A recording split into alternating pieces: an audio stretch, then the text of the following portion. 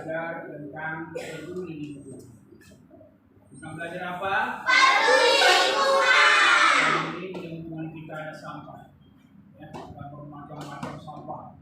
Ada sampah yang busuk, ada yang sampah yang tidak busuk, ada yang sampah besar, ada sampah kecil. Nah, sampah di sini ada dua macam. Ya, sampah ada dua macam. Yang pertama organik.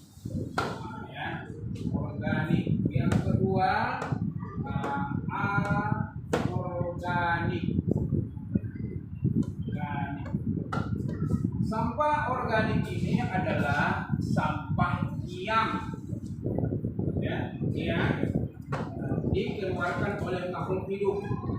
Dikeluarkan oleh apa? Makhluk hidup. Baik tumbuhan, baik hewan, baik manusia. Ya. Sampah yang organik ini mudah membusuk. Bagaimana? Mudah membusuk. Kemudian yang kedua adalah sampah anorganik. Sampah anorganik ini adalah sampah-sampah dari, misalnya ada dari bekas-bekas dari rumah, dari sekolah. Dari rumah misalnya di situ ada kayu-kayu, ya, ada kertas-kertas. Dari gedung-gedung, dari sekolah, dari pabrik, dari buang kertas-kertas yang dibuang, ada kan? Ada, Pak. Nah, ada kayu yang dibuang. Itu yang lama baru membusuk. Nah, ini ya, lama baru membusuk. Jadi kalau pertama, organik ini adalah dia sampah yang mudah membusuk. Kalau anorganik ini yang lama membusuk. Inilah namanya sampah dua macam, organik dan anorganik. Jadi udah paham anak-anak? Sudah. Ya. Jadi sampai sini pelajaran kita. Mari kita tutup dengan Alhamdulillahi Rabbil Alamin.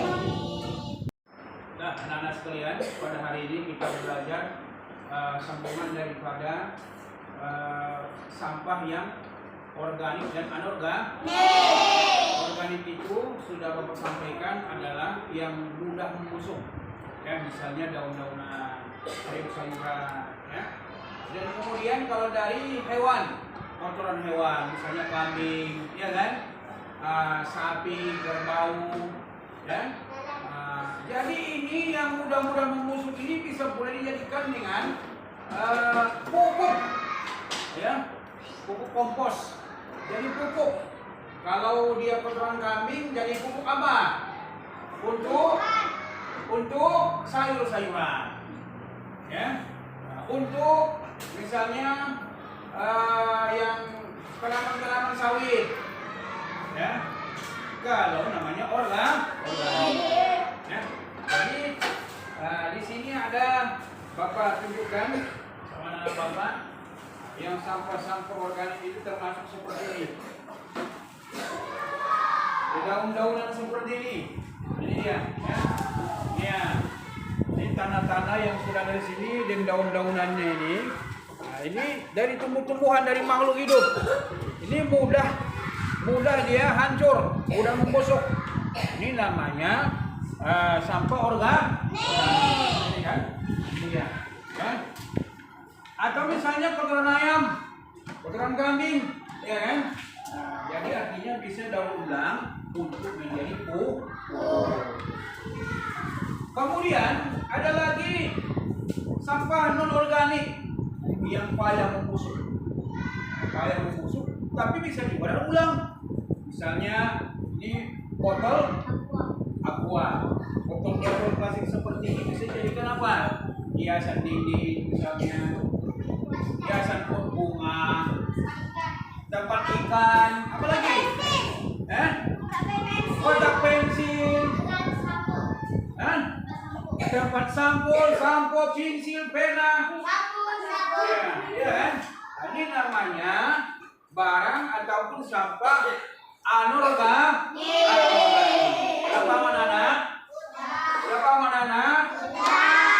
Jadi yang namanya bahan-bahan organik dan yang anorganik itu adalah bisa dibuat untuk didaur ulang dan bisa dipergunakan kembali. Jadi pelajaran kita mari kita tutup dengan alhamdulillahirobbilalamin. Nah, Bapak semua, sekarang kita mempraktekkan mana bahan organik, mana sampah organik, mana sampah yang anorganik. Sekarang satu ke depan. Ini dulu ke depan, satu belakang dulu.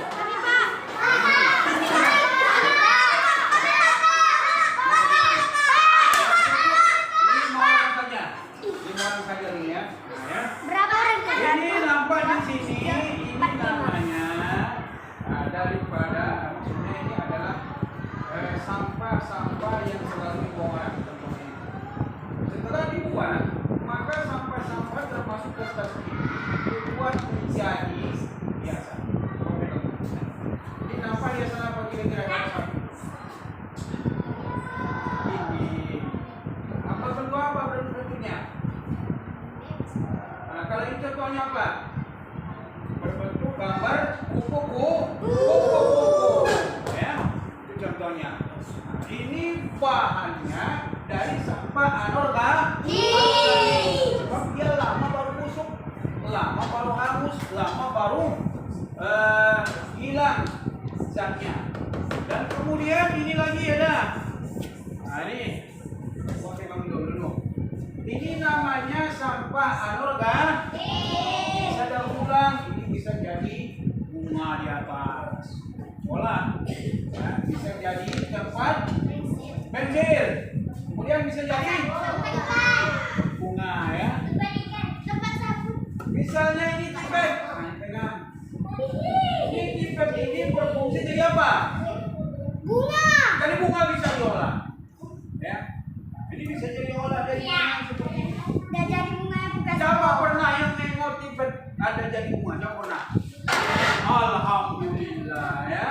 Berarti anak-anak bapak kreatif dapat membedakan mana yang kerajinan tangan, mana yang tidak. Ya. Ya. Ini semuanya namanya bahan-bahan barang-barang daripada sampah anorganik. Nah, ini misalnya pegang. Ini lagi. Ini karton, kertas. Sehingga bisa dibuat kerajinan tangan. Berbentuk gambar. Gambar apa nih? Kura-kura. Hah? Labi-labi. Gajah. Labi-labi. Gajah. Bukan. Ini namanya kura-kura. Jadi anak-anak bapak udah paham mana organik, mana anorganik? Alhamdulillah ya. Jadi di lingkungan kita banyak sebenarnya. Banyak ya, banyak. Misalnya kalau nanti kita ke kampung-kampung, jumpa dengan kandang kambing, iya kan? Jumpa dengan kandang kerbau. Siapa pernah nampak kandang kerbau? Kandang kambing siapa pernah? Itu kotoran itu bisa menjadi olahan untuk pupuk. Ada yang menanam sayuran, ada yang menanam sawit, ada yang menanam apa lagi? Jagung misalnya, menanam padi. Ini termasuk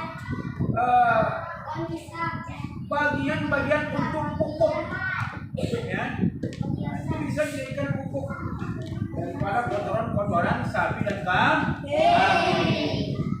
Jadi kalau kita perhatikan di lingkungan kita, ada seperti itu, mari kita manfaatkan. Ya, ada sampah yang lama baru dia membusuk, kita pisahkan dengan sampah yang udah membusuk. Apa gunanya? Supaya kita tidak tercemarkan kotoran-kotoran dari sampah yang udah membusuk. Jadi inilah gunanya kita paham organik dan anorganik. Nah ya, makanya kita perlu belajar kalau kita organik dan anorganik, sehingga lingkungan kita, rumah kita bersih dari kotoran-kotoran dari yang tidak kita lihat. Kita selaku anak-anak yang belajar, tentu keindahan itu yang kita harap. Kebersihan itu dari iman. Jadi sampai sini pelajaran kita, mudah-mudahan bermanfaat dan berguna, dan kita anak yang soleh, orang yang berilmu dan bisa meraih cita-cita masa depan. Amin. Dengan ucapan Alhamdulillah Rabbil